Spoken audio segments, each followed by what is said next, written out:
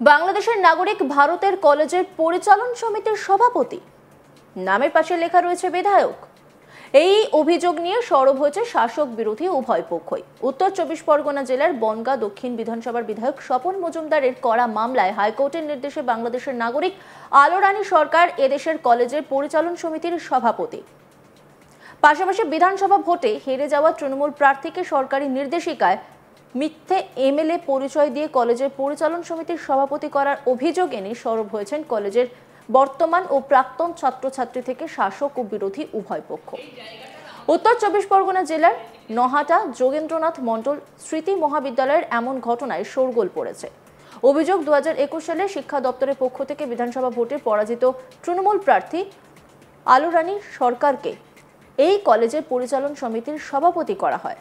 শিক্ষা দপ্তরের পক্ষ থেকে যার মেয়াদ আগামী 30 জুন 2025 পর্যন্ত বাড়ানো হয়, যে নির্দেশিকায় আলো রানী সরকারকে বনগাঁ দক্ষিণ বিধানসভা কেন্দ্রের বিধায়ক পরিচয় দেওয়া হয়। এর বিরুদ্ধে সরব হয়েছে কলেজের সাধারণ ছাত্রছাত্রী থেকে তৃণমূল ছাত্র পরিষদের নেতৃত্ব।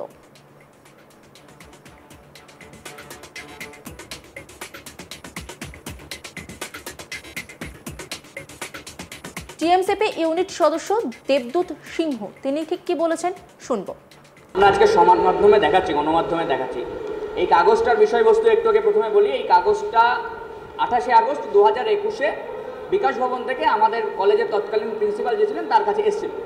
কাগজটার সারমর্ম এই যে কলেজের নতুন গভর্নিং বডি হচ্ছে, গভর্নিং বডির প্রেসিডেন্ট আসছেন Shrimati Alo Rani Sarkar, BA pass, MLA of Bongaon Dakshin, West Bengal. এবার প্রশ্ন আমাদের একটা জায়গায়, উনি তো কোনোদিন ইলেক্টেড এমএলএ নন, উনি ক্যান্ডিডেট ছিলেন, তৃণমূল কংগ্রেস দাঁড় করিয়েছিলেন এবং এটা আমাদের কাছে ব্যর্থতা। আমরা এই জায়গাটা আমরা সফল হতে পারিনি, বা ওনার কিছু ব্যক্তিগত জায়গা ছিল সেই জায়গাগুলোর জন্য সফল হতে পারিনি। কিন্তু আজকের দিনে দাঁড়িয়েও এখনও পর্যন্ত উনি আমাদের কলেজের গভর্নিং বডির প্রেসিডেন্ট আছে। এবার এই প্রেসিডেন্টের উনি আবার এটা এক্সটেন্ড করিয়েছেন। এই এক্সটেনশন আমরা যতদূর জানি এক্সটেনশন আগামী 30 তারিখ পর্যন্ত আছে। কোন অধিকার বলে, কোন ক্ষমতা বলে উনি করেছেন সেটা আমরা জানি না। এতে কি হচ্ছে, এতে আমাদের দলের ভাবমূর্তি নষ্ট হচ্ছে। দলও এই বিষয়ে সেইভাবে অবগত নয়। উনি কিভাবে কাগজপত্রের কারচুপি করে কোনভাবে এই জিনিসটা করছে জানি না। আর আরেকটা বিষয় থেকে যাচ্ছে, সবথেকে বড় সমস্যার জায়গা, যেটা ভারতীয় নাগরিক হিসাবে সমস্যার জায়গা, হাইকোর্টে উনি প্রমাণিত হয়েছেন ওনার নাগরিকত্ব সঠিক কোন জায়গাতে। উনি আদতেও কি আমাদের দেশের, না উনি আদতেও অন্য কোনো দেশে, বা কোন জায়গাটা, সেই জায়গাটা আমরা সঠিকভাবে এখনও জানতে পারছি না। একজন সাধারণ নাগরিক হিসাবে আমার ইলেকশন কমিশনের কাছে, ভারত সরকারের কাছে প্রশ্ন থেকে যাচ্ছে যে আদতে ওনার অবস্থানটা কি। আমরা যতদূর হাইকোর্টের রায়টা দেখেছিলাম, সেই হাইকোর্টের রায়ে বা সমাজ মাধ্যমের মাধ্যমেই আমরা জানতে পেরেছিলাম যে ওনার ভারতীয় বৈধ নাগরিকত্ব নেই। উনি হাইকোর্টে কেস করেছিলেন, কেসটা হেরে যায়।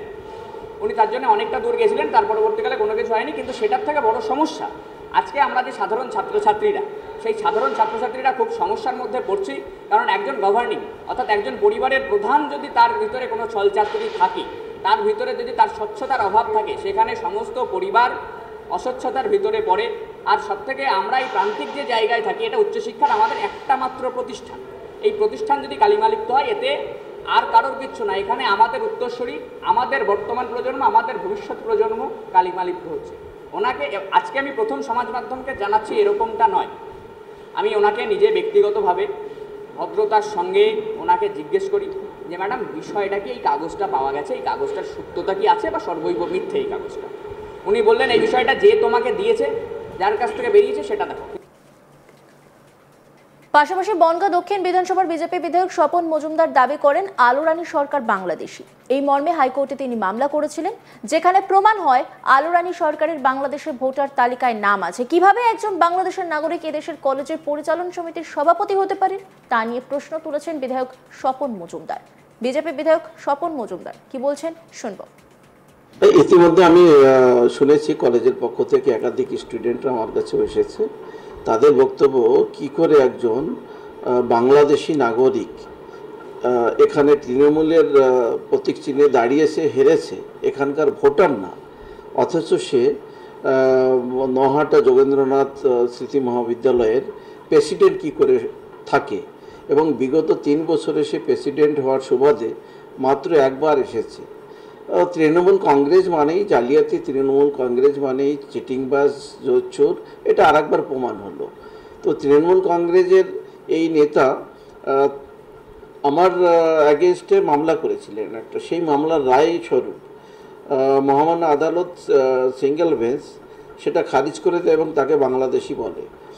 পরবর্তীতে ডিভিশন বেঞ্চে গেলে সেখানেও তাকে বাংলাদেশি বলে আখ্যা দেয় যে তার মামলা করার রাইট নেই এবং মামলাকে খারিজ করে দেয়। অথচ এই নির্লজ্জ বেহায়া মহিলা এখনও পর্যন্ত একটা শিক্ষা প্রতিষ্ঠানে এভাবে আঁকড়ে ধরে বসে রয়েছে। 3 বছর পরে হয়তো তার ভাগের এই কাটমানির টাকা নিতে এসেছিল কিনা জানি না। তৃণমূল তো নিজেদের মধ্যে খেয়ে নিয়ে ব্যস্ত, তো এর জন্য এই কলেজটা রসাতলে যাচ্ছে। আমি যতটা জানি এই কলেজে বিগত দিনে 84 লক্ষ টাকার একটা দুর্নীতি হয়েছে, যেটা ইউসি জমা করতে পারেনি, টাকাটা এসছে। তা নিয়ে এদের কোনো সদুত্তর এরা দিতে পারেনি। সেটা নিয়ে আমরা সরব হয়েছি, একাধিকবার মিডিয়াও বলার চেষ্টা করেছি, কিন্তু এখনো পর্যন্ত সদুত্তর পাইনি আমরা। হ্যাঁ, সে আমাদের এগেনস্টে হেরেছিল, একদম বাংলাদেশি, তারপরে বহিরাগত, তারপরে তার নীতির ঠিক নেই, আরও অনেক কিছু আছে, সেগুলো আমি বলতে চাই না। কি করে সম্ভব হয়? এই শিক্ষা দপ্তরটা সম্পূর্ণ জালিয়াতির আখড়া হয়ে রয়েছে। শিক্ষামন্ত্রী মমতা ব্যানার্জি থেকে শুরু করে শিক্ষামন্ত্রী টোটাল তো জেলখানায় রয়েছে তারা, আর কেউ বেলে রয়েছে।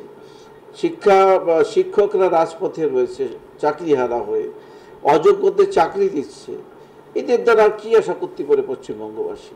একদম পরিষ্কার, এই বাংলায় শিক্ষায় কোনোভাবে মানুষের আস্থাবাদ মানে ভরসা নেই। আর শিক্ষার জায়গায় যে দুর্নীতি হয়েছে এটা কোর্ট প্রমাণ করেছে। তো এই কলেজেও সেটা হয়েছে। এই কলেজ থেকে অতি শীঘ্রই এই মহিলাকে ঘাড় ধাক্কা করে দিয়ে বের করে দেওয়া দরকার, আমি ছাত্রদের বলবো। এবং এখানকার মহামান্য যিনি জেলা শাসক আছে তাকে। এ ব্যাপারে কলেজের প্রিন্সিপাল মিডিয়ার সামনে কিছু বলতে না চাইলেও শাসক দল তৃণমূল কংগ্রেসের ছাত্র সংগঠনের তৃণমূল ছাত্র পরিষদের পক্ষ থেকে আলো রানী সরকারের বিরুদ্ধে দুর্নীতি ও অসহযোগিতার অভিযোগ তোলা হয়। তৃণমূলের তরফে কি বলা হচ্ছে শুনবো। ছাত্ররাই চাইছেন তাকে সরিয়ে নিতে। উনি বায়োডাটা কি জমা দিয়ে আছে এটা আমার জানা নেই। যদি এমএলএ লেখা থাকে তাহলে নিশ্চিতভাবে অনুচিত অন্যায় কাজ হয়েছে। নিশ্চিতভাবে আমি কথা বলবো প্রয়োজনীয় ব্যবস্থা নেবার জন্য। যিনি এমএলএ নন তিনি এমএলএ লিখে দিলে সে নিশ্চিতভাবে সেটা ভীষণভাবে অন্যায়। আর অলরেডি ওনাকে ওখান থেকে সরাবার জন্য আমরা চিঠি করেছি।